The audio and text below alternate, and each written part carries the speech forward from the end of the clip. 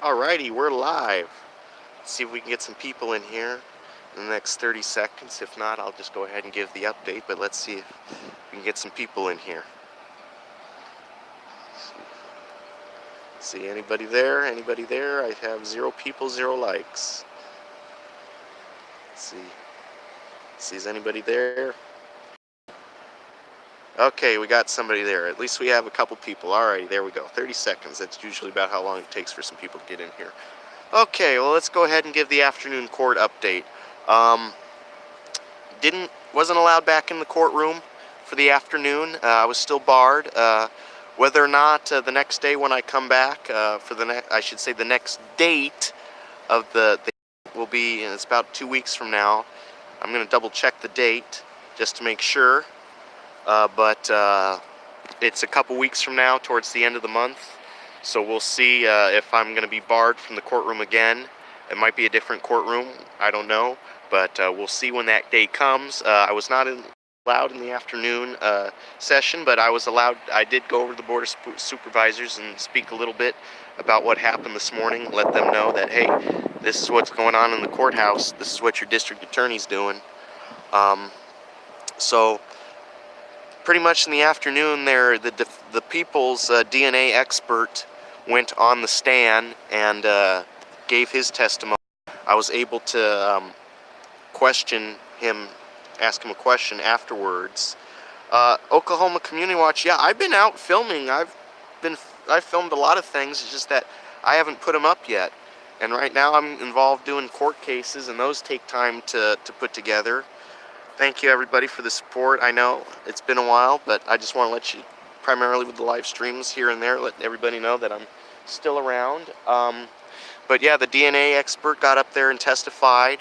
I didn't hear it, but I can probably get the minutes and look at that later. I did speak to, if you watched the previous live stream, I did speak to Mr. Sears. If you're familiar, I'll just quickly explain that. Mr. Sears is the defendant's public defender, and I've been visiting the defendant while he's been in custody at the jail. And during a phone call with him and his attorney, the attorney, which is the public defender, stated that I was crazy, and I argued constitutional law with him, and he wasn't going to release anything to me. And before the court went back into session at 1:30, I was able to ask his public defender about that, because too, I want to make sure that the defendant is not lying to me and trying to create a false story for me to run on. But as Mr. Sears put it, as I asked the question, I'd like to think you're a better gentleman than this, as in going low, as calling people crazy as an argument. But as I told him, I hope you're a better gentleman than this, but I also too want to prove, to make sure for transparency purposes, that Mr. Pyle is not lying. I don't know if you'll be able to comment, because it probably falls under attorney-client privilege, and you can't divulge such information, but he told me during visitation that you, doing a phone call with him, stated that I was crazy, and I argued constitutional law with him. And as he told me, I don't care what people think of me, and again, I don't care what people think of him either.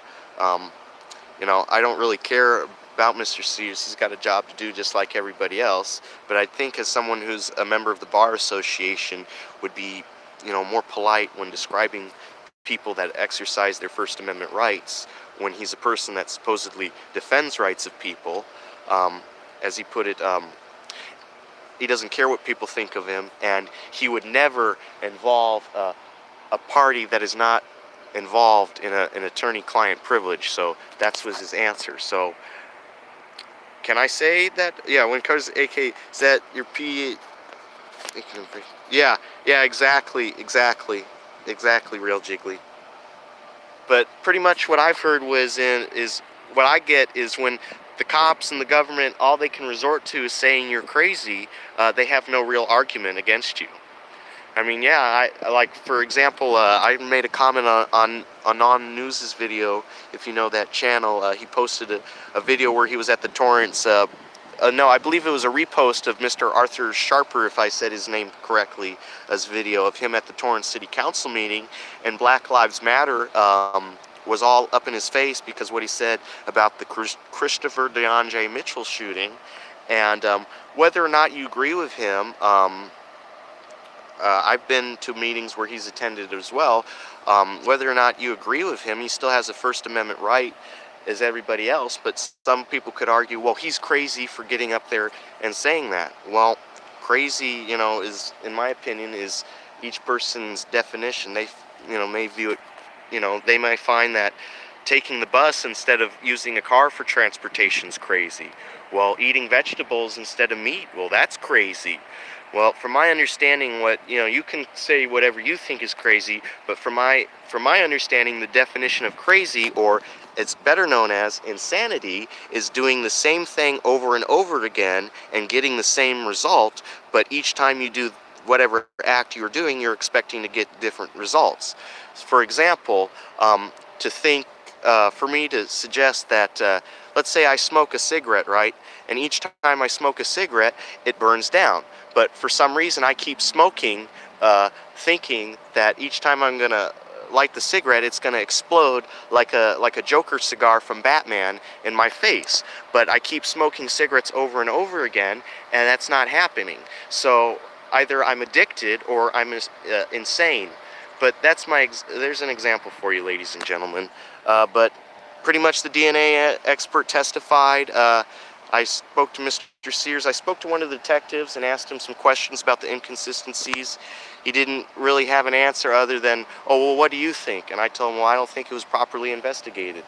And finally, I spoke to the DNA expert and I asked him if he was familiar with the fact that this person that dismembered this so-called woman at this address, there's a sediment tank attached to the drain, and I asked him if there would be bone fragments in there after 28 years, and this is not his expert opinion, this is his street opinion. Anything could be in there, you just have to look. So, I gotta go now, ladies and gentlemen. I got an Uber here, so take care.